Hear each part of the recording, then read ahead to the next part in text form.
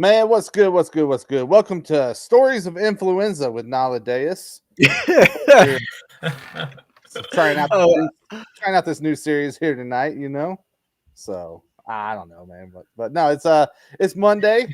We've had a week off. We were off last week for the holiday and everything. Good to be back. It is 520 iXc here on 520 Collective for Monday, September 9th, 2024.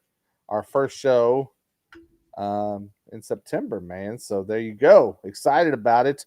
Got the fellas here with us, including my guy Naladeus. What's up, man? I was just saying. I just wanted to freak y'all out real quick. What's up? Campfire. Start telling your kids all about influenza. Yeah, come on, man. Come on. This is a Star Trek, bro. Yeah. Live long and prosper. We use the Force, dude. So. Oh, okay. Hold on. Oh, did you guys see James Earl Jones died? Yeah. Speaking of which, shout out to Darth Vader, man. Oh man. Sad. You know what's scary? Crushing. I know this isn't on a subject, but what's scary is he said prior to his death, like maybe a year ago, I want to say. Remember the Obi-Wan Kenobi series and all that? Yeah. He voiced Vader again. And he said verbatim, he went in and they synthesized his voice so they can always reuse his likeness of his voice. And he said verbatim, I literally sold the right, like they own it. So when I die, they can still use my voice. I was like, wow. That's crazy. So weird, bro. Can you imagine having a voice that iconic? Right. Well, right. But that's like I can sell it. He literally said, I sold my voice. I don't even know if that's Little Mermaid vibes. Right. Disney's Ursula. Right? Marvel, like Disney's Ursula at this point. Hot dang. So weird, bro. Yeah, that's weird. We're in a weird time. Now, when you hear Darth Vader, you're gonna and they use the real sound. It's gonna in the be future. like, yeah, it's gonna be. It's like gonna be morbid, bro. Yeah. Like he's not doing that, man. Goodness. Hey, say hi to the people. Oh, okay. Oh. What's up? It's Naladeus. I'm getting better though. I'm getting better. What's going on, guys? That's what's up, man. Oh, and we got Darius back with us, man. Hopefully, you'll be seeing them more often. Is hopefully the word on the street. You better be here with your cool backdrop, bro. I love it. Yeah, I need to rearrange I've got some new ones, but I don't have space for them, so I need to do some weeding. I love it, man. Yeah. I feel like all we're missing is the Katie's like, hey, what's going on, guys? Oh man. Yeah. It's never complete without. Speaking of iconic voices, man. They should have KD voice Darth Vader going forward. It would be like Star Wars after midnight. You know what I mean? Like he'd be like, Luke, I am your father. Like, I don't know if I found kids. I don't know if we can watch this one. No. Katie would be like, Luke, let's talk about the father. Yeah. He's like, Luke. No. Katie would be like, Luke, that's not in scripture. Darius, how's it going, man? It's going great, man. Weather here is beautiful. I work a job where I'm outside a lot, and so I have been really enjoying that recently. So whereabouts? That's a highlight. Whereabouts? Mm-hmm. I'm in Jackson, Tennessee. Hub City. Nice. Okay. I'm assuming, is it cooler than Florida right now? Maybe it's 90% chance that it is. I haven't looked at what the temperature in Florida is though, but it was. Where are you guys at now? It got up to a high of like 84 today. Oh, that's sweet. Okay, it's better. Yeah, it was like 52 when I got to work. I had to wear. Oh, come on! I wish we had a jacket for the first time in months and months. So yeah, it was nice. Oh, that sounds sweet, man. According to the sign in our parking lot, it was in the 40s when I got to work. I don't know. Whoa, that's what it said. Oh, I would trade weather with you guys any day right now. Right? It's hot. It's hot. God, like it was warm rain. It was warm rain, right? So it felt like the clouds were just peeing on us. It was not comfortable out there. And then it's like so humid when it stops raining. Right. And it's sticky, and when it rains, it's like messy rain. It's not like clean. Oh, nature's fulfilling its need. No, it's not nature fulfilling its need. It's the clouds going, I got to release all these toxic. It's like, I'm pretty sure fumes this in is the air. acid rain. I don't know, but I know. Yeah, dude, slide through. We'll get a little impromptu concert from Nowadays. And, I will. You know and that. we'll watch Star Wars. You know, that's what we'll Yeah, do. oh, that sounds good. Yeah. Right? So, I love that. Shout out to the people hanging out with us, man. Shout out. We got a couple of new subscribers recently on the YouTube channel. Nice. So No One and Anna Barnes, shout out to you for joining up with us, man. And if you're hanging out, you like what you're seeing, make sure you subscribe as well. Tell people about it. And while you're on YouTube, man, make sure you go and add our Fresh Picks playlist to your library on YouTube and YouTube Music. That thing gets updated almost every single week, if not every single week, with new music from around indie, faith-based, music, hip-hop, gospel, all kinds of stuff on there, man. So make sure you add to your library and listen to some of the new music that's been coming out, man. And if you're an artist and you want to get your music on there, make sure you go to FiveTwentyCollect.com and submit your music in the submission page there for us, and we will look to get you on there as well, man. So yeah. Speaking of also subscribing, make sure you subscribe to our newsletter. We got a new episode of the 520 Collect Show podcast getting ready to drop next Monday. So want to get that straight to your email inbox. Go to 520club.com/substack. You see it right there on the top of your screen, 520club.com/substack. It is free to join. You can also join as a paid subscriber and become a producer of the 520 Club Show podcast and 520 iXc.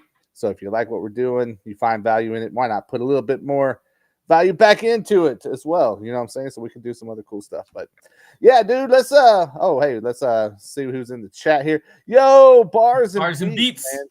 Shout out to you. We live, dude. We gotta get Bars back on here, dude, at some point. So, but yeah, man, let's go ahead and let's get into it. Let's see. I'm trying to navigate all these new controls, man. Restream updated, and it's like starting fresh, dude. But let's check out this clip, man. I don't know if you guys have noticed or you've seen. I'm sure you have. Steph Curry's getting some backlash in the Christian community the last few days. What up, DJ Courageous, hanging out with us? Man, if you're in the chat, let us know you're here, man. We want to shout you out as well. But let's listen to this clip from Steph Curry, see what's going on here, man. To ask you about endorsing Kamala Harris. I think we do have a clip of it, if we could just play.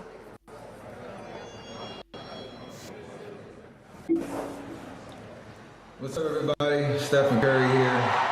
I know you all know I play for the Golden State Warriors, but man, what a great honor it was to represent Team USA and go out there and win that gold medal at the Olympics this summer. And that unity on and off the court reminded us all that together we can do all things and continue to inspire the world. This is a clip that played at the DNC. That's why I believe that Kamala, as president, could bring that unity back and continue to move our country forward. This is about preserving hope and belief in our country, making sure fans precious times. What was the reaction to that, and why was that so important for you to do? The reaction was great. There's also obviously a lot of noise in terms of anytime you step into this lane, it's going to be received, in a lot of different ways. And for me, it's all about creating conversations that are about being decent human beings, first and foremost. I think we've lost that a little bit to where, obviously, endorsing Kamala is important for me, for my family. Why? What are the issues you care about most? Say what? What are the issues you care about? I just know from, especially women's rights and thinking about, what's at stake with this election, and understanding, like, we need to be in a position where women have the right to choose what's right for them, and that's at the top of the list for me. I have amazing women in my life who've been a huge inspiration to me.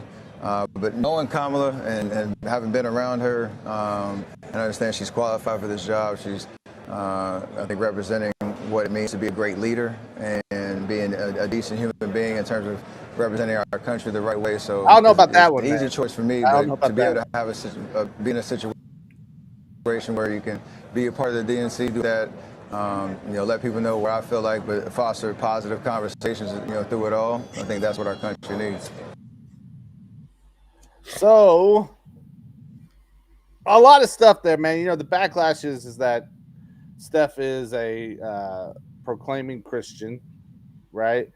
And Right. whenever we're talking about women's rights, I know that you guys know what he's saying whenever he's saying that, man. So I want to go and get your guys' thoughts just to start us off, man. Like your initial reaction to what he's saying here, and then we can get into some more details of it, man.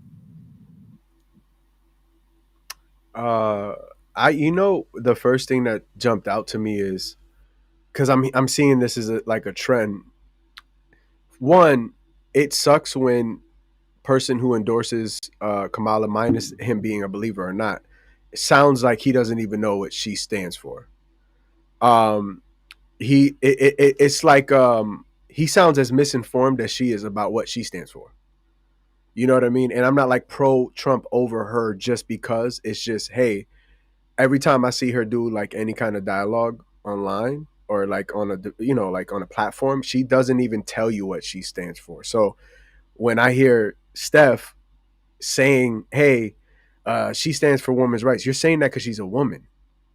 I don't think you really know her. You sound misinformed. You don't really know what her policies are, and rightfully so, because Kamala doesn't really say where she stands. She just kind of answers things. You know what I mean? Like she'll be like, I was watching something where they're like, "Where do you stand on foreign politics?" Well, foreign politics are very important, and we care about these things. She'll never tell you where she stands at, like literally. She'll just say it's an important issue. I've always seen her skate around stuff. So I'm like, when you see a supporter who's supposed to be a believer, who I think we should be the most informed people when it comes to this stuff, and we're going to put our views out there. It's like, bro, at least know why you pick. If not, say, I'm picking her because she's female and she is a woman of color. I can respect that more than saying, oh, no, it's because she stands for women's rights. Of course, she's a woman. That's like a cop-out. You know what I mean? But, yeah. Yeah. Well, and I mean, I don't know, man. I have a hard time saying that she's going to do a good job, and that's if she gets elected, right? Because I mean, when you think about it, here's the thing that bugs me is like her saying like, "Hey, there's stuff that we've got to fix day one," and it's like, why haven't you been fixing it the last 4 years? Right. That's part of my problem. But Right. Darius, what do you think, man? Man, I would say that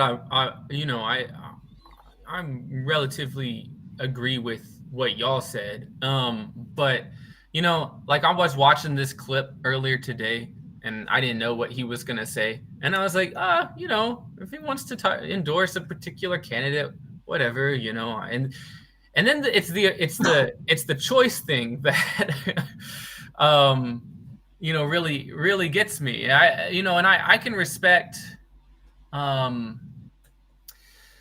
I can respect Christian discretion, taking different believers in different directions as far as who to vote for or which issues to put in priority, right? Like maybe some people abortion is their number one issue. Maybe some people it's not.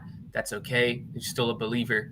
But to actually support, that choice, as Kyle Manning here in the chat, you put it up a second ago to murder. And of course he wouldn't put it that way, but it's hard to look at it any other way. I don't know. I'm going to get myself into trouble saying this, but like, it's just, that's hard to reconcile. Like, if you were like, I really support, the Democratic candidate because of X, Y, and Z, and I rather that they were pro-life, but it's just not high on the list for me for whatever reason. Like I can respect that, but this is like hard to reconcile, I think, with the Bible. Yeah, and that's been like a theme that we're seeing in the reactions to people, right? So just to give you guys a couple of examples, Benjamin Watson posted on his X account, many people have been shocked or disappointed by Steph Curry supporting abortion as his top voting issue. I am neither. I am motivated, though. If these weak talking points can convince him that life is inconsequential, how much more could he be influenced by the actual truth? We have work to do. So that was Benjamin Watson. Jason Whitlock also said, disappointing. Steph is like a lot of Christians in quotation marks. He'd rather kill babies than repair America's broken family structure. Many Christians, quotation marks again, believe it's naive and foolish to promote obedience. So, yeah, man, I don't know. I'm with you. It's like, how do you justify these acts? You know what I'm saying? Sorry. Oh no, go ahead. I think I'm getting over a cold too. Me and Nowadays are but I think what happens sometimes, and I don't know about, I haven't kept up with like what Steph Curry. I'll be honest, I didn't even know he claimed to be a Christian until today. Like I've not kept up with that, but I think what happens with a lot of Christians is they either with the Republican Party or the Democratic Party, there's some things that line up with some of their biblically held convictions that the party holds, and then they just get so into like supporting the party for those things that they feel like they have to support the whole platform hook, line, and sinker. And then we as humans are like really good at, like all of us, everybody is really good at, we're really too good at doing like mental gymnastics to justify our bias or like what we've already decided. We're not really good at letting new evidence confront what we believe or thought we believed. And so I think that just happens to all of us, and this is an example of that. I'd be really curious. I would love to talk, obviously I'm not going to get to ever talk to him, but if I did, it'd be interesting to talk to him about like, so why is like this such a, like, why do you come to this conclusion if you're a Christian? Right. And then also like, why is it your number one issue when asked about that? And maybe he just got kind of caught off guard and wasn't ready for the question or something, but still like that says something. I also feel like it's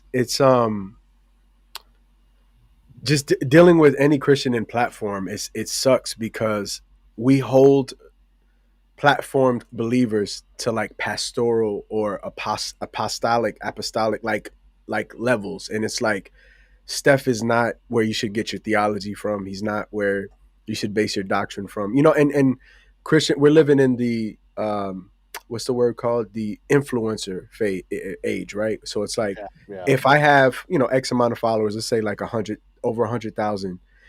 I'm platformed, so now Christians are like, I can follow this guy literally. Like, I'm gonna follow what he says. And like, Steph Curry is not Paul, and even Paul was like, I'd rather you say you follow Jesus than me, period. But if you're 100%. Gonna follow me, I follow Christ. Follow me as I follow Christ. He's like, I'm gonna mess up, but I'm following Christ. Like that's the point.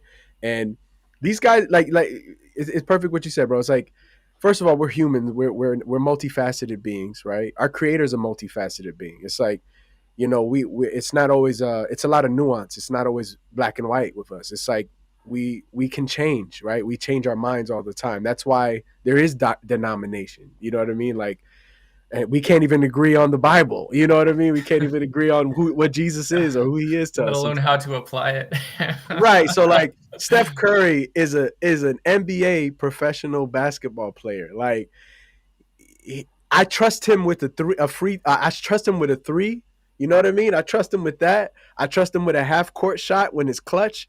I don't trust him with theology. So like or politics. Like, you know what I mean? So like, honestly, for me, it's like, if he's like, I'm pro-choice or whatever, which he seems like he is, right? Obviously, I'm like, I don't agree with that, and I don't think biblically you can agree with that. But, you're not a theologian to me, bro. So it's like, okay, cool. I mean, you're gonna have to take out with God, bro. Well, I think part of that though is that you have these people, and I think as a culture, as Christian culture, we have this tendency to want to be seen, right? And when you get someone on the level of Steph Curry, a guy who like people argue is the best in the NBA, like he's in those conversations, right? And he's out here putting scriptures on his custom his sneaker line, and talking about Jesus, especially early on, like people are like, yes, and it's something that we can grab onto. Do you guys think that there's something to it as far as like people in the culture feeling disappointed or maybe feeling let down by individuals whenever stuff like this happens, to the point where they're like, maybe some people are just tired of disappointment and they're like, you know what, whatever, if they're gonna go this way, then what's to stop me from thinking any different? Like, do you guys think there's anything to that line of thinking? It was just something that I was considering earlier. I would say, I mean, it's almost like that feeling where they say like, don't meet your heroes, right? Like, don't meet them. I always feel like, if you know how we always say that scenario, like, what if the disciples could come to our time, like in a time machine or something, or like temporarily, and they can walk into any of these churches? What would they say, right? And obviously everybody's like, they'd probably be flipping tables, or that's always the consensus, right? If the apostles came back, they'd go crazy, like, what have you done, right? I don't know that they'd be shocked though, in my opinion, but I would say in the reverse, in their position, like, I think if we really met the disciples like raw, like who they were, we'd be like, oh, then that's not what I thought, you know, who knew where they stood and disagreed on. Because I mean, Paul and what was it, Barnabas, right? And the whole thing of splitting up, and I don't agree with what you agree on. That's some heavy stuff. Like, we're not going to walk anymore together. I'm just going to walk with someone else. It's like that's a like a life-changing disagreement. So I think in that sense, I think about who we look to already in the faith, and I'm like, there was issues, there was flaws there. And with platforms now, the problem is we don't hold people with platforms accountable to scripture, right? Not like that. It's like, oh, you're a dope artist, that's all I want from you. Just don't upset me with what you with what you say, so I don't have to cancel you. Or like, it's kind of like we're always doing this with people, and then Right. not even then we're not forgiving anyway, right? Like, if somebody does something terrible, it's like, there's no forgiveness for you. I'm like, well, that doesn't sound like Christian either. Christian thing to do either, right? So it's like it's one of those slippery slopes with politics and viewpoints, in my opinion, with platformed individuals, like you said, like whether they let us down or not. I feel like with Steph, I never, at least for me personally, I never looked at him and said, that's a biblically sound Christian believer. And no no judgment to him in that way, but I just don't know him, so I can't be like, hey, I vouch for everything that man says. I would never say that for even a celebrity. Like, I don't know if any of y'all, I started paying attention to what Russell Brand has been saying, because he's like legitimately professing Christ. He's not perfect. He's saying he still, uses profanity, which he's rough around the edges, but I listen to him and I'm like, this guy's literally boldly professing the gospel of Jesus Christ, right? Right. I know some people are iffy about him, but he's legitimately professing the gospel, though. I don't see people like even Steph, who's been saved, quote, air quotes, because I don't know his condition, for longer. Like, Russell Brand is literally like putting to me, it looks like he's putting his platform at risk, because all his comments are like, you're an idiot now. I can't believe you're a Christian now. And he's still going for it, pushing this stuff. So for me, I'm like, he's going under the radar of Christianity, if you think about it. Pop culture is starting to hate Russell Brand for his beliefs now. And I look at a Steph Curry. If you're too accepted like that, it's dangerous when you want to be accepted. Like, he seems like a cool guy, and I'm not saying none of us are cool. You know where I'm getting at? Like, you really don't want to be hated. That's not a Christian mindset. Not saying we should do things to get hated. I'm saying they're gonna hate us anyway, because our beliefs are gonna be divisive with them at one point, like abortion or the viewpoint, because ultimately our political view is against this government, if we really want to be honest, because the Bible says that he will have the government on his shoulders. That's a divisive statement. Like, Jesus is going to take everything upon himself and no one else is going to rule. Like, that's divide and conquer. You know what I mean? Like, if we really shared our political beliefs scripturally, it would upset carnal people a lot. You know what I mean? But yeah, for sure. Well, and I think it's interesting, like what Benjamin Watson said, as far as like we have work to do. Right. Man, he's not talking about we need to go out and share the gospel and minister to sinners. Well, yes, we need to, but when he's saying we got work to do, he's talking about in our own house, right? He's talking about we have things that we need to clean up here, and this thing is something we've hit on in the past, where like, man, it's hard to get people to get behind you and agree with you on something whenever there's just a lot of disagreement and a bunch of conflicting things that's happening with those that you're supposed to be having unity with, right? So I don't know, Darius, were you gonna say something?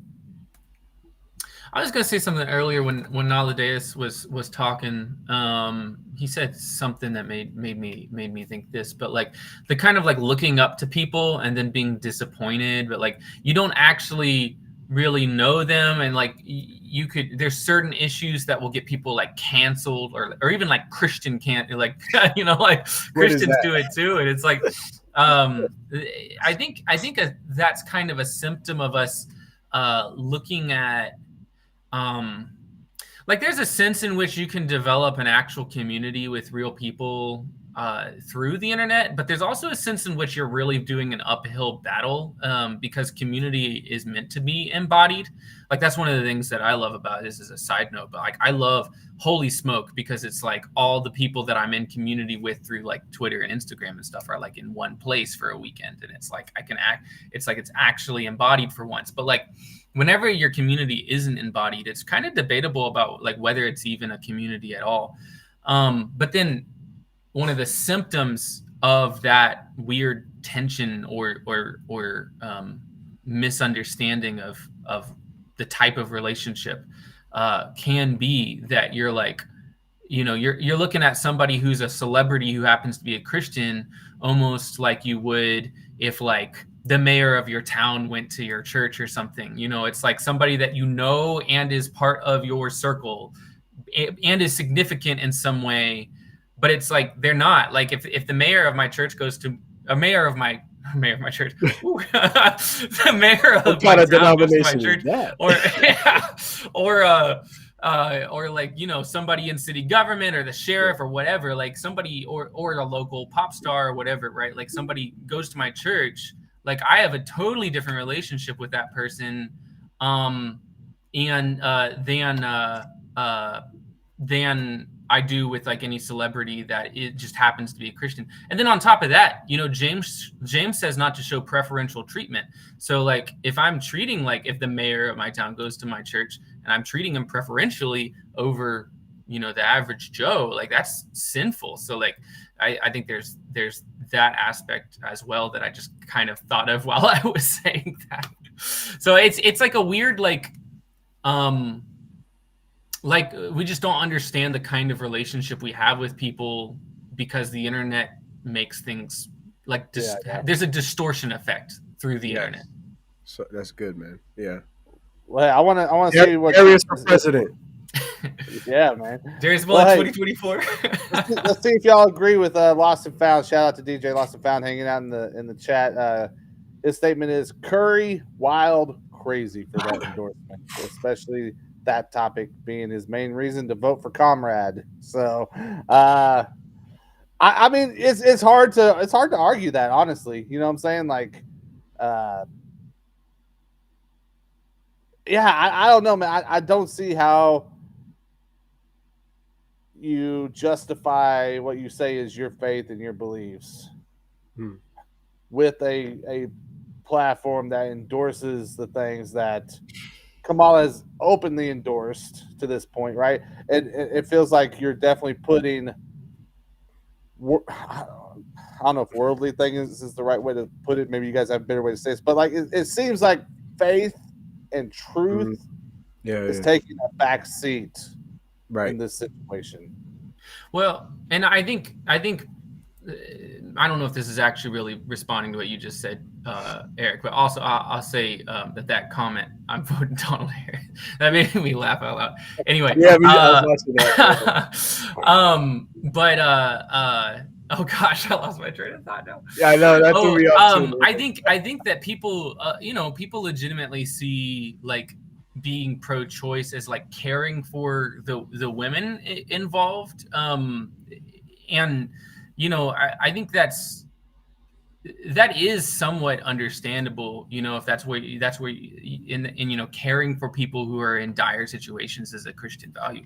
But being nice and being kind aren't the same thing. Like it's not, you can't compromise the life of a human being. Like I think it's a tension.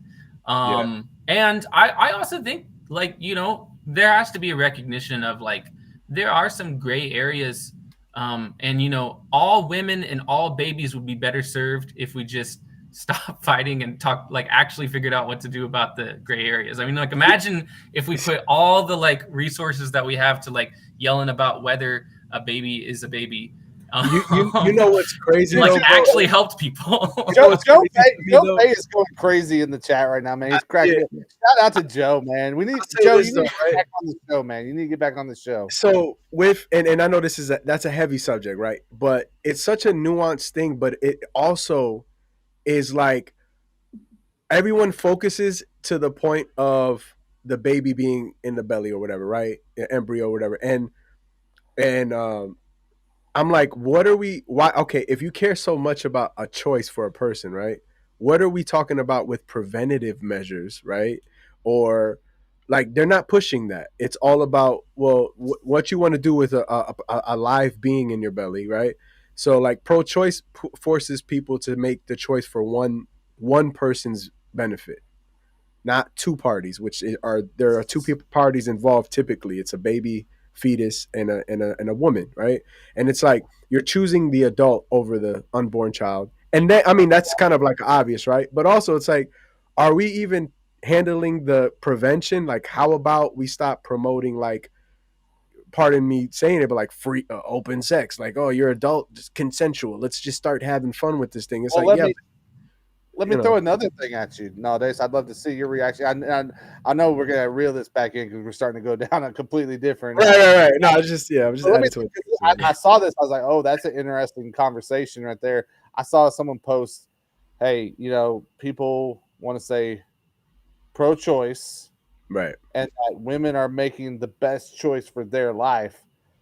Are you keeping that same energy for dads that walk away that are saying they're making the best choice for their life? Ooh. Right. I agree with that. Not saying, but it's an interesting conversation. Right. I completely agree. I mean, and also, I remember believers kind of championing like adoption, right? Like, okay, cool. You guys are pro life. What are we doing with these babies that need homes? And I completely, because I know a lot of believers who took that stance and says, you know what, I'm gonna put, for better lack of words, my money where my mouth is, and they started adopting. Like, they went through the process, which is a long process, but they went through. I started seeing believers rise up a little bit, at least in proximity, and go, oh, you know what, you're right. They started to let's take some of these kids on. You know what I mean? Like, and to me, I'm like, okay, cool. That's one way to do it. Because scripture talks about orphans and widows. Like, that's like part of our gospel is orphans and widows, right? So it's like, okay, cool. Does that mean Christians have to be more Christian in this situation when it's like, okay, that's wrong? We know, okay, you guys are saying it's wrong, but what do Christians respond? How do Christians respond to this issue? And it's like, instead of just saying, don't kill the baby, it's like, we'll take the baby. Not like us, but you know what I mean? Like, Christians champion, and also making it like supporting policies that make it more right, like easier to raise kids and like and stuff, right. And that can say, what exactly that looks like is something that we can talk about. But it seems like a lot of times it's like you see a lot of like conservatives who are like, don't kill the babies, Also, when the baby's born, good luck. Like, Right. Well, Right. well, Yeah. you and- shouldn't have had a baby. Like, it was well, like, and I would love that. Like, I mean, I would assume it'd have to be just as easy to put the same amount of effort into making adoption feasible for anyone that's willing to adopt. Right. That's good. I mean, that's a difficult hurdle for some Yeah. people, man. So 100%. yeah, letting kids go to abusive homes or anything. right. Yeah. That's That's a whole hard. foster care and all. But they have to be able to make that where it's accessible and Mhm. something that people that want to be able to do it that maybe just aren't in the position to pay Right. the amount that it costs to complete an adoption Yes. at this point. I know a few people who want to, and it's tough. Yeah, so It's really tough. It's prohibitively expensive for a lot of people Yes. who would like to and who would make great parents for an adopted kid. Yeah, Right. that's 100%. So, man, let us know. Like, if you're watching this back on the replay, man, make sure you hit the comments. Let us know. What do you think of Steph Curry and his endorsement of Kamala Harris for president? Do you think that, or does it change the way you look at him as a professing Christian? We'd love to hear you in the comments, man. But let's get into some exciting news for fans of the early foundational pillars of Christian hip hop, man. So Darius, I know you put this article up on Rapzilla sharing the news that Tunnel Rats coming back with a new album and a new member, man. Tell us about it. Talk to us. Oh, dude. So, a lot of people have kind of suspected that we might be getting something bigger from the Tunnel Rats. Quick recap, early 2023, the Tunnel Rats got together to do a reunion concert with a bunch of the guys who were in the Tunnel Rats back in the day. And it was like all the people who were involved were like posting about it on social media. There was a lot of really cool footage. I think this article on Rapzilla has a link to the article where you can see the footage from the early 2023 concert. Well, you It's better really- put it in there, Darius. I did. Anyway, there's a Rapzilla article that has a link to the footage. It's worth watching. Like, the energy is amazing. I think it's crazy how like a lot of like legendary artists who never really blew up, but they're still like, and then they come out of retirement and do something cool. It's like, it's always like the coolest thing ever. Like the LA Symphony reunion concert a few weeks ago. So cool. Anyway, I'm getting sidetracked. They did that concert in 2023, and then they were all like super hype about it, posting about it a lot. And then they did like another show with like less of the lineup, but still some of the people, and they billed it as Tunnel Rats. And then there was footage of a new Tunnel Rats song, I think in May of this year, where they posted in like this is us playing a new song called We On Top. It was like, what? A new song? Yeah. Y'all are working on new music? And then they released a song and video for it. We On Top, I think, features 3, maybe 4 of the people from Tunnel Rats in it. But then the video has like 8 or 9. And then, so, with all that happening throughout 2023, 24, people are like, we getting new Tunnel Rats music, like beyond just this single, it seems like something's brewing. Well, Taylor Gray posted a carousel post on Instagram with some photos with him and the like you can see that one there in the article, and then there's one Journey Biggs in one as well. He's not in the group shot, and so and he just casually mentions that he's excited to contribute as a Tunnel Rat to the next Tunnel Rats album. And it's like, he just just as a casual aside, Taylor Gray, just like no announcement. He just mentions it as if it's no big deal. It's just crazy. Hey, Darius, yeah. Can I take just a quick moment to say I'm excited to contribute to the next Bees and Snapbacks album. Are you? I'm just gonna leave that there. Continue. Casually. Oh. I was like, hey, bro, the fact that I'm in the same combo as Tunnel Rats, I'll take that, bro. Let me tell you. It's completely analogous. Yeah. So anyway, so they've got that album in the works, and Taylor Gray did a full album called I think it's called Let the Church Say Amen with Piece 586 as the producer, and he called that his first contribution to the Tunnel Rats Collective. I'm really excited. That's album's shipped out on vinyl if you pre-ordered it on vinyl, but it doesn't release on streaming until this Friday, I think. I'm really excited to hear it because I think that's going to be a killer combo. But yeah, new Tunnel Rats on the way. Their single earlier this year was their first new music in like 20 years. I think more, maybe like 21 years. So, never say never. Yeah, a lot of the legacy acts in Christian hip hop have been making a return. You're talking about like Village King with Petty D and No Diverbs. You talk about we had them on not this show, I guess, but we had them on a live stream last year. It's a good one worth watching. Corey Red and Precise have been doing some music. I mean, it's an interesting time, man, to be a fan of that throwback CHH holy hip hop, as we called it back in the day. Holy hip hop, right? Now Shadow of the Locust last year, and then there was someone else I was going to say, but I forgot. Sorry. But nowadays, as an artist, as someone that I'm sure took some influence from some of these acts, man, like, how do you feel seeing them kind of making their way back around to the space and putting new music out?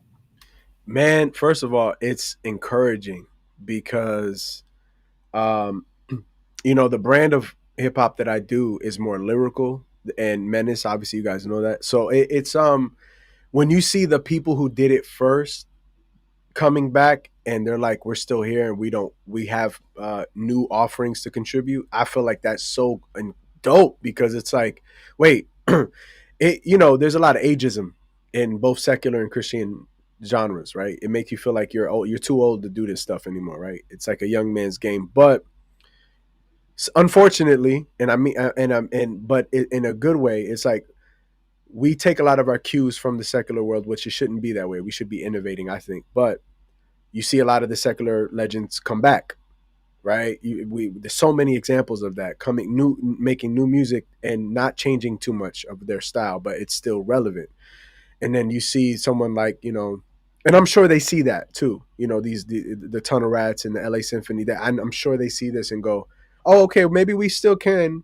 And I've heard what they're doing, and dude, these guys are rapping like better, like they've improved. Like they were already amazing, but I'm like, how these guys still got it? Like, yeah. And it's dope because I'm not involved, but I am. I feel a part of it because, well, I'm a fan, but a close friend of mine was involved with helping. He contributed with Daniel Steele. That's like a brother of mine. He produced We on Top, right? Yeah, and also he helped with the Piece 586 and Taylor Gray project. That's right. Yeah, I saw that. He was all over that. So I feel like vicariously involved. And then Dayton, Dayton contributed to the a project, and so I'm excited to see what comes of that in that sense. And I don't know, like it excites me. Again, it excites me because it's like, oh wow, if they can come back, you know what I mean, and be as dope as, like, these guys are out rapping a lot of these younger guys, man, and they're showing like our pen is sharp, like our pen is still sharp. It makes me giddy because I can remember the kid myself speaking, right, being in a youth group, listening to LA Symphony and the Tunnel Rats and the Percussions and Scribbling Idiots and Redeemed Thought. I could give you all of the list. You come on, bro. Scribbling Idiot. I got this in the mail today. SI, bro. SI. And so for me, I was still struggling listening to a lot of secular music, right? Because not for nothing, I felt like Christian hip hop wasn't like fulfilling lyricism the way I wanted it to at one point. And then I had friends, thank God, I had friends who were very cultured in Christian hip hop, and they were like, "Hey, bro, did you ever hear of like Tunnel Rats? Have you ever heard of and et cetera, et cetera?" And it was able to kind of wean me off a little bit and consume good Christian hip hop and go, "Oh wow." Obviously we had the cross movements and there's that whole beef they had back in the day. Like I think Macho came out and said, if you like cross movement, then you may not like our music. Like he said that before a song started. I don't know if y'all remember that. Like that was I remember that. What was a heavy song is beef. that? I forgot the song, but I remember my friend who was a DJ would play it, and it would be at our shows we were about to perform, and I was like 20 or something. And he'd be like, "Bro, poof," and he would play that, and everybody in there was cross movement heads. You know what I mean? So they're all like doing this, and we're all like, "Yeah!" Like I still listen. I love Ambassador. I love all of them, but I felt like the church was championing cross movement a lot more, right? Because they were coming to like theological stuff. But Tunnel Rats, man, it was like that battle rap, Christian battle rap type mentality. Like these guys had something to show, prove. They're striving for excellence. Yes. Excellence for Christ. And for them, that didn't necessarily mean talking explicitly about Christ. But if you go back to their music, something I've realized is like they talk very explicitly about Christ and Christianity in a lot of their music all the time. So yeah, and also I'll adding Taylor Gray. My bad. I'll finish this point by saying that's like a checkmate right there, because he's more of a newer school artist than they are. Veteran now. He's obviously Taylor Gray's considered a veteran by today's standard, right? But these guys are like OG to him, So to see them go, your pen is sharp. You would only like that was when I saw that I was geeked, because I'm like, Taylor Gray, that's like such a dope combo right there. Like it's good, yeah. It's like I would have never thought. Right, who would be good to add to Tunnel Rats, Right. Oh, Taylor Gray. But maybe if I thought about it long enough, but like it's really natural. Right. Even they're all West Coast. He's from Ohio. Yeah, right. Like, well, that's what I was going to ask, and I want to make sure that we get to Kyle's comments here as well. But what do you guys think? Like, does it impact the legacy by coming back and saying, "Hey, not only are we coming back, but we're going to add new members to it"? Do you feel like it should stay true to the lineup? Because they've added members in the past. Yeah, for sure. I think and it probably would have been adding people if they'd been active the past 20 years. 100%. I completely agree with you, bro. That's how collectives work. Yeah, right. I think Tunnel Rats is an idea. It's a concept. We have the flagship members, obviously. Like we have members that if they're not as involved, it kind of I feel like it. Like when Macho, when they did New Breed. To me, that was like, oh, that's dope. Like that little, they had a lot of branches come out of Tunnel Rats. And even with LA Symphony, they had things like that happen. Yeah. I looked at that and said, that's dope. Like they continue to move, but separately, but it's like branches of each other, right? And like you said, they would include people. But I feel like I said it was like a chess move to me, because Taylor, in my opinion, top tier pen, not mentioned enough in like lyricism, but he is respected amongst all lyricists. Like we talk about him all the time in Menace. Like I've been wanting to get a verse from Taylor for a minute, and I think he knows that. He's so fire. Well, hey, I want you to address Kyle's comment then, because he said, "Is this the same Taylor Gray who doesn't?" I believe is what he's been meaning to say. Who doesn't think it's wrong to cuss in his music? The answer to that, Kyle, is yes. Same Taylor Gray. Definitely has walked that line of controversy. Like, what's your view there? Whenever it comes to that, because I mean, you're saying you want to get a verse from a man, but we know I'll just bleep him out. It's okay. I'll take it. No, I'm playing. Kyle, it's a joke. I would. Listen, if he wants to send me a verse, I'll just bleep it out. You know what? I'll tell you this, right? So I think as you mature it with scripture, right, and you really sit with scripture, and you start talking with people who are like have those different doctrinal viewpoints of scripture, like what's cursing, and I know that's a nuanced conversation. I'm not going to go too deep into that because that's too much, but yeah, I've been cut from a cloth that I'm very traditional, right? And I think people know that about me. You won't really hear me necessarily cursing in my music. I've never seen the need for it, because when I would come into secular battles and freestyles when I was coming up, they were very impressed that I didn't curse. They were like, "Man, you didn't curse one time and you killed it. Like you had that guy on his toes." And when I used to battle as a Christian, in the neighborhood and in events, and they'd be like, bro, how do you not curse? That's like a superpower. And they actually admitted 100%. that. Yeah. Yeah, so I felt like I don't want to lose that edge. It actually gave me an edge over secular artists that always leaned on those same words, to pick back up and seem like more cool and like an aggressive edge. It's like, no, they looked at me saying, you are more in here than we are because you're thinking of other things to combat what I said, and it's using more vocabulary than we are.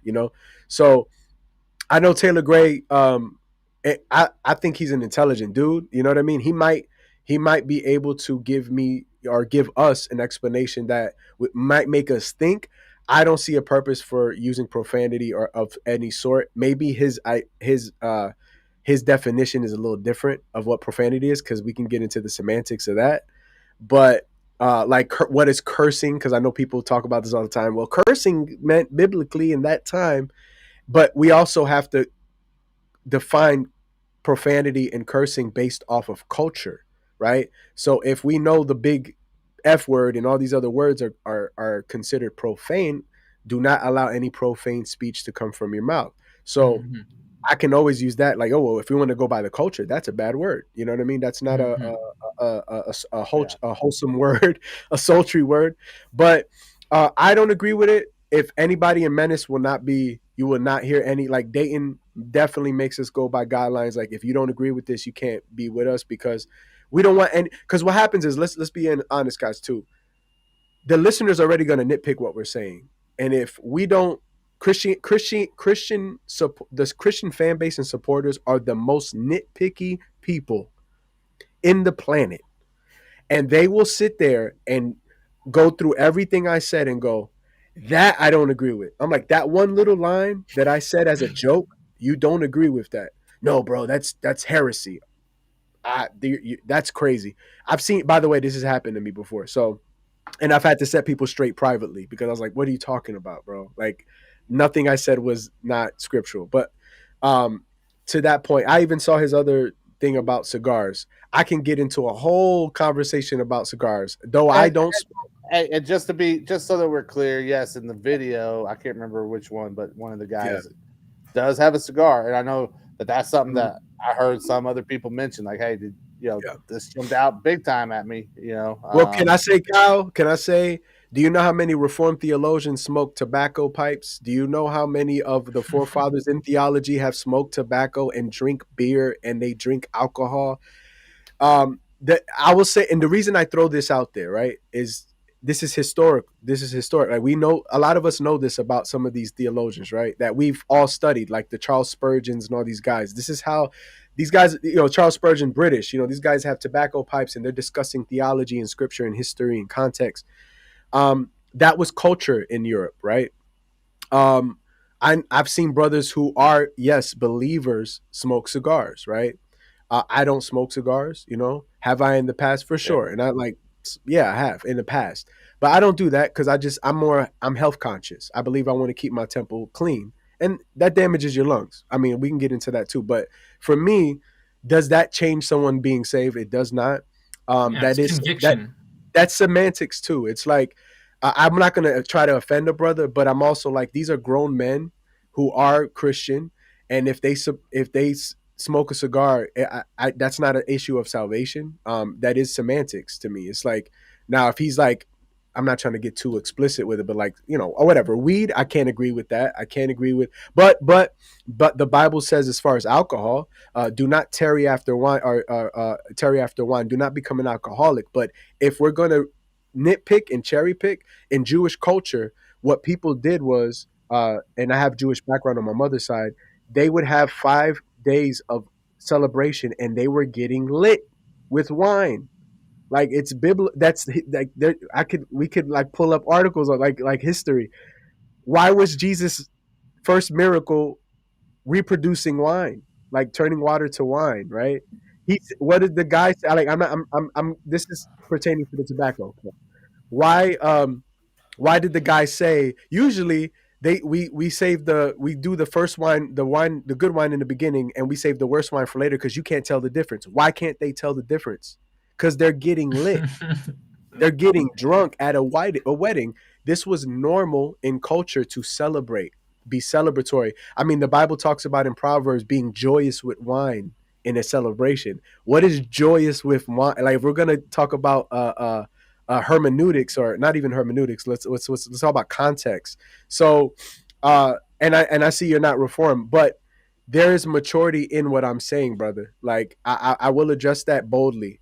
Those brothers are saved. And if you have a conversation with them, you're not going to agree with everybody's stance.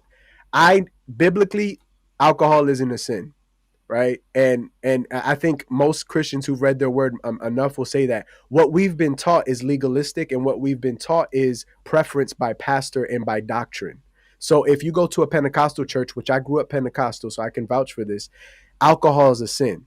But now there is an important part of us controlling it and not losing control of our So I think we got our dogmatic view of it from stay away from it because it causes that, right? Yeah. Where that's them basically putting up training wheels on a bicycle, right? Just to avoid people from hurting themselves. But what you learn in maturity is that's not a sin, it's the abuse of it that is a sin. And I think we still have there are some people who have sinned and have struggled with alcoholism and smoking and cigarettes and cigars and all that, right? So the Bible talks about just not being a stumbling block to those individuals. Like, like KD talking about eating meat from idol sacrificed meat, right? Some brothers would eat it understanding, I don't care about that idol. It's just food, right? But don't offend the person who won't eat the meat sacrificed to an idol. Like, it's just, I'm not going to do those things, but you know how many pastors drink wine? You know how many, you know what I'm saying? It's like, and no, he did not do it for them to get lit and drunk. They did get drunk at the wedding because that was ceremonial. And if you look in history, you will find that. I could do this all day, but yeah. Well, I think I think that Kyle's not completely off base, though, right? Because when you talk about spiritual maturity, I think you were talking about treating our bodies like a temple, right? And I think that's part of that maturity of like, hey, it's easy for me to abuse this, and if I abuse it, then I'm not caring for the temple the way I should, right? So, there is that final. Now, me myself, I don't drink or smoke. I've been drunk one time in my life, and that's when I was like 21, and it was like never again, Right. But I don't know. Does it cause me to look at other people when they have a drink?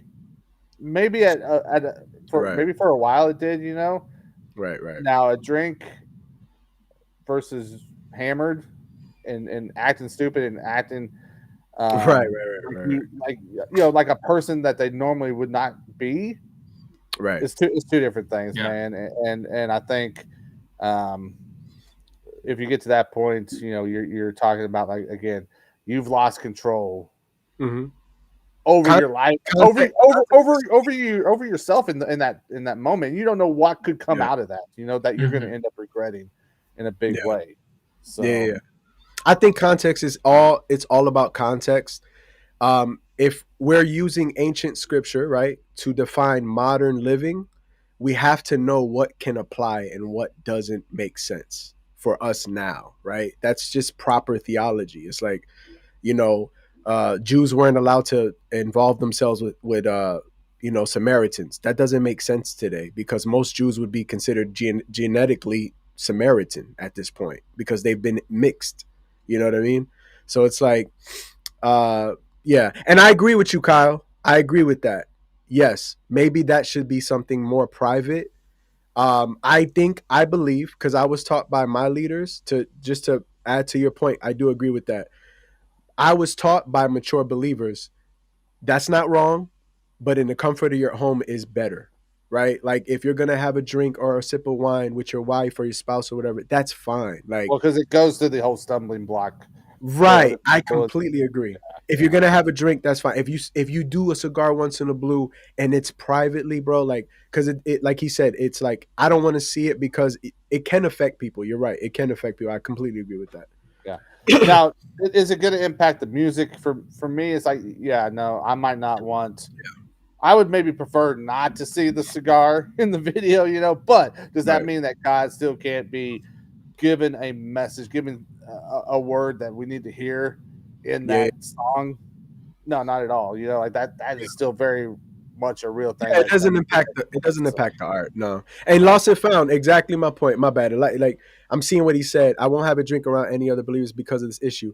That's the reason I'm so passionate about it. It's not because I drink privately, by the way. It's because I don't. I really don't. But it's because I've seen this issue come up and people have treated it like a salvation issue because of what they were taught. It was like, that's just wrong. We cannot do this and this and that. And I'm like, these are people who are told the Bible, they don't read it. And I'm not talking about Kyle. I'm saying the people I've encountered in my life, like as a child, like we were being told what we can do and not reading for ourselves. And so I made it my mission. Like, I'm going to read the Bible and see everything it says about everything. And I think Christians have to be mindful of, let's read and see what's right and wrong for ourselves, like scripturally. You know what I mean? Well, I mean, again, I think it also you gotta be careful if you get to the point where you become like a drunkard. You know, where, where you're living, where you're a functioning alcoholic. You know, maybe there's issues there. So yeah, whiskey, he says zero said, from what I hear, C.S. Lewis was a whiskey drinker and he also smoked cigarettes. I mean, but he was British. That was cultural that was cultural. Yeah, like British people, covers a multitude of sins. Yo, real talk. Hey, but look, whenever you eat beans on your toast, man, like bro, like you know what you gotta get by sometimes when you're eating bean on toast somehow. Hey, yo, not to get too heavy into it, but you know what someone told me, and this is from a person who doesn't like swear or not like that, and they're Christian, but I consider them mature, like a friend of mine way back. He said, Eddie, you don't realize if you go to Scotland or Ireland, like those types of countries, and you talk to Christians, they talk different over there. And to them, what we find offensive is... I have a friend who grew up in Scotland, and he was he was telling me, I think that's what he was getting at. He was having a hard time, like, kind of formulating the thought, but he was like, when I hear Americans curse, it's so much more shocking and off-putting than when I hear British people curse. And I was like, what? That doesn't make any sense. But I think that's what he was getting at, is like that. He was like, it's like a cultural thing. And I was like, they literally, so like it's okay, like, but I think that's what he was getting at is what you just said. It's like when I meet like and it's like my family from New York City, right? They talk like sailors, but they do it like lovingly. I don't agree with it. I think again, my dad's from Brooklyn, right? So like he talks like a sailor, and I hate it because I'm like, Dad, my kids are right here. Like, stop doing that, right? But culturally, people from New York City are very aggressive, and they're loose. They're loose with the tongue. I'm not talking about Christians. I'm saying just culturally. Like you go to New York City, you're gonna hear a bunch of words fly out like it's air, and they know I'm Christian, and so they'll joke and go, "Oops," you know what I mean? And it's like, okay, but and then they profess to be Catholic, but that's a whole other thing. And I'm like, and that's most of my family in New York City. But like you said about the European thing, like how they talk in the UK and stuff like that. They're so different over there, right? But again, we're talking about different cultures, right? We're in America. We've established these things as this is profane, this isn't profane. Like Kyle was bringing it up, like wisdom in choices. Exactly. Like in America, we have a culture established in Christianity here. It's not perfect, obviously. It's flawed. It's very flawed too. But we agree that that stuff shouldn't be public all the time. This shouldn't. You know what I mean? I completely agree with that. Doesn't mean you should be a closeted alcoholic either. But you know what I mean? And wisdom should be the goal. I think for sure. Yeah, 100%. Anyway, again, man, watching the replay, let us know in the comments. Are you excited about this new Tunnel Rats? How you feeling about adding a new member in Taylor Gray? I know we kind of maybe got off of that for a minute, but yeah, new Tunnel Rats. All good stuff, though, I'm excited. Yeah, I'm very excited. I'm so excited. I went back and watched the music video that they did for TRs way back in the day, the big group cipher, not too long ago. Oh, So that's cool. good. It's Yeah, Now, now if we can just get some more, I don't know, Deep Space Five or oh, get come on. Come some on. Marzil, like, or just get that album from Manchild that he was doing the crowdfunding for. oh, Yo, the you want red to hear bird something one. crazy? And then it was gone. Side note. I think you guys would love this, and I don't want to say too much, but I got connected with Manchild through a friend of ours.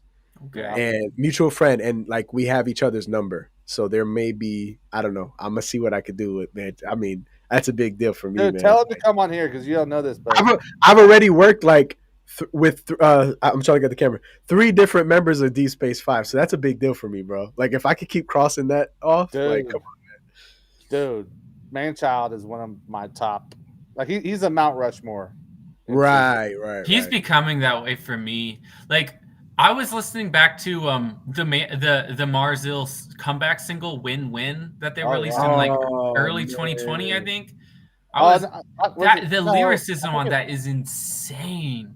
Was it I'm kind of upset they didn't follow through it more, like you said. Yeah. That song is so good. I want more, man. It's so perfect. hey, look. I may or may not see him this month. I'm just saying. Tell him we said hi. No, tell him he's gonna come on here, and so is Dayton, because Dayton's gonna stop ducking us. Dayton needs to stop ducking us. Show up on the show, Dayton. I'm talking to you, man. I have told him. I have told him, by the way. I have told him. Well, but get him on here. And shout out to our guys, Philip Anthony and Muse One, man. Hopefully they're gonna be sliding through at some point. Ooh, Muse One? That's the homie. Let's no way.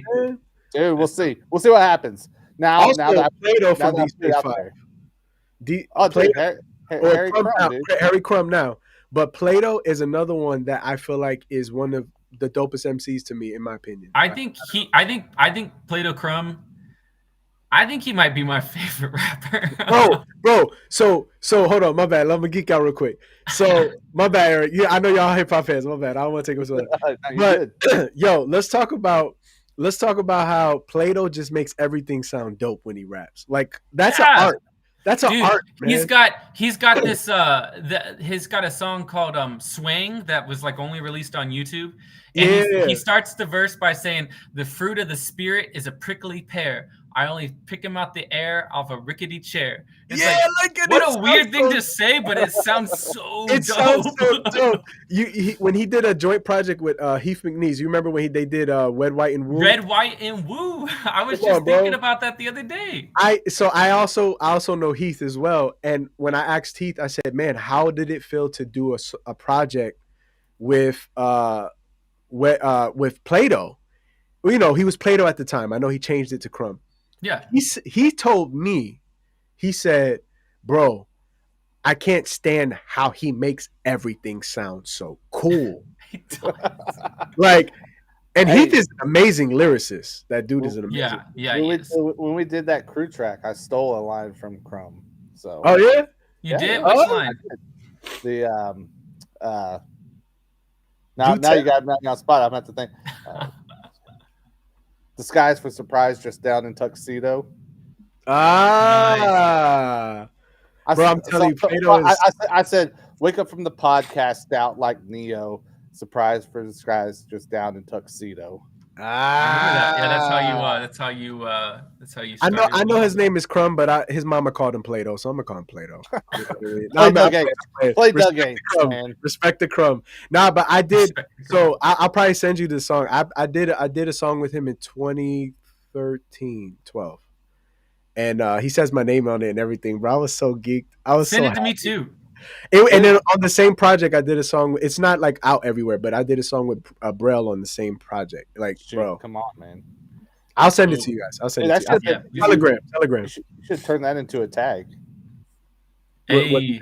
Like use him saying your name as like the tag. Bro, he said it so cool. He said it like the song. He was like, "Ooh, rock me nowadays," like that in the song. And I showed all my friends. Because we're all like Deep Space 5 fans as well. And I played it for all of my friends. I was like, "Bro, Plato knows how to say my name, bro." Like, it was such a big deal to me, man.